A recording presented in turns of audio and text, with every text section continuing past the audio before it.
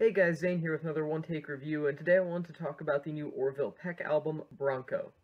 Bronco is the sophomore studio album from mysterious alternative country artist Orville Peck, as well as his first album since his 2019 debut LP, Pony.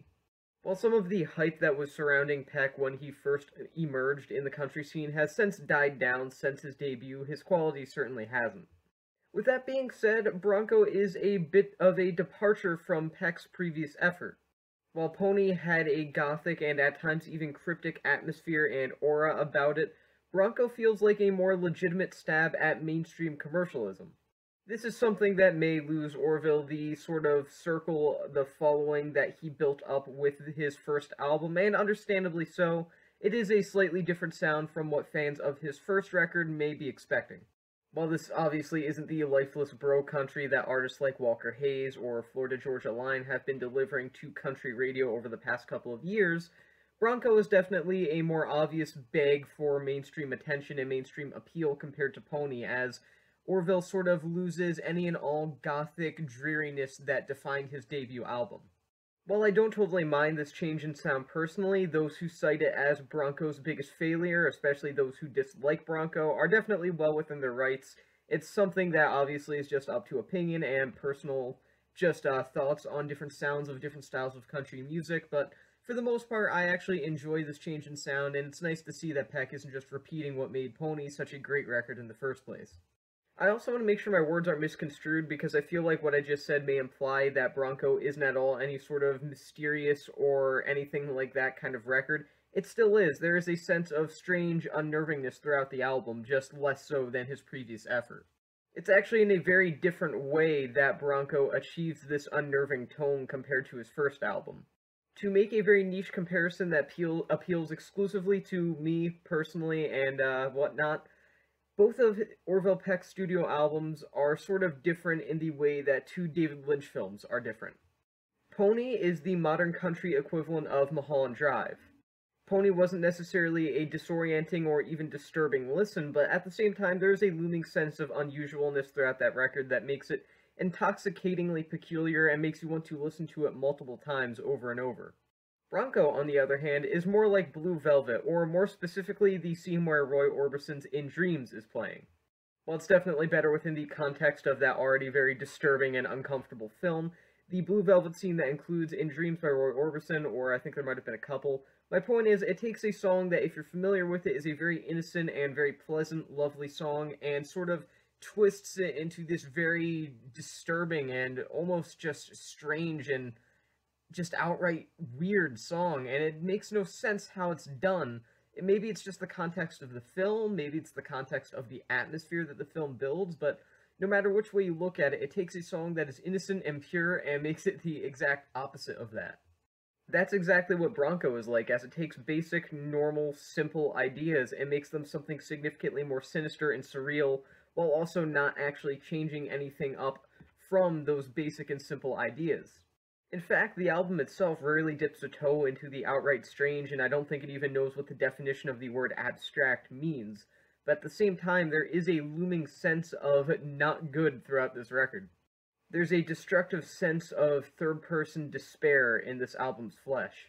It's like seeing a crooked narrator morph an innocent children's story into something that's unrecognizably morbid.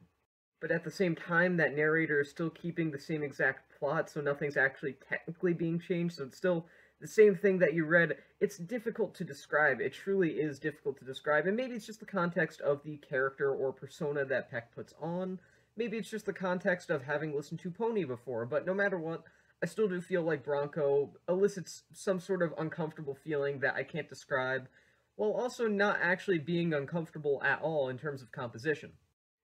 I digress for the sake of those who are not familiar with the work of David Lynch. Bronco sees Orville Peck take on a much more polished tone, but don't let that be fooling you. Bronco sounds no more or less atmospherically tame than Peck did on Pony. Peck's voice also sounds fantastic on Bronco. In fact, I would argue that the singer's slick pop country style that he adapts to here is actually maybe a bit more fitting to his voice than the brutal melancholy of his debut. His performance style here feels very in touch with his country roots, as the way he delivers each line and every lyric doesn't really fall far from the same tree that grew the likes of older legends like Waylon Jennings or even later-day Johnny Cash. The way that Peck manages to beautifully croon out tales of same-sex romance and heartbreak is absolutely stunning, it's very endearing, and it probably, surely, makes old country legends and pioneers of LGBT plus country music like Lavender Country extremely proud to see this not so much hitting the mainstream, but definitely reaching a larger audience than it ever would have 30, 40 years ago, as well as being done and executed extremely well. Orville Peck's songwriting is also quite great. I mean, few can write as romantically yet as genuinely as the man behind Bronco. That especially goes for country music right now, where a lot of it is cursed by the same topics of, beer and trucks and America and, all that stuff that's really kind of plagued country ever since it became a contemporary mainstream genre. But whatever your opinions on the topics and lyricism of mainstream country are, there's no denying that Bronco, with its sort of alternative indiness about it, is very well written. And not only that, but maybe a bit of a unique, refreshing take on the brutal honesty that is sometimes lost in favor of romanticism, but also getting rid of that romanticism, which is something that happens a lot when you take on the concept of brutal honesty. So to see Orville Peck have a nice balance here throughout Bronco is definitely welcome, and it's very well done. With that being said, I feel like the lyrical aspect of Peck's music is sometimes overshadowed by the fact that Bronco lacks any actual cohesion.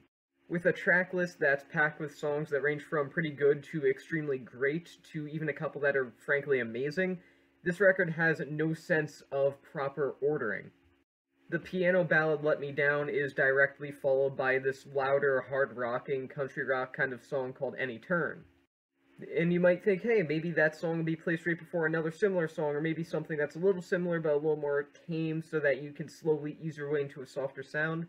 Nope, right after that is the song City of Gold, which is an acoustic ballad as well. It just makes no sense, and there's no real sense of proper ordering in terms of these songs here.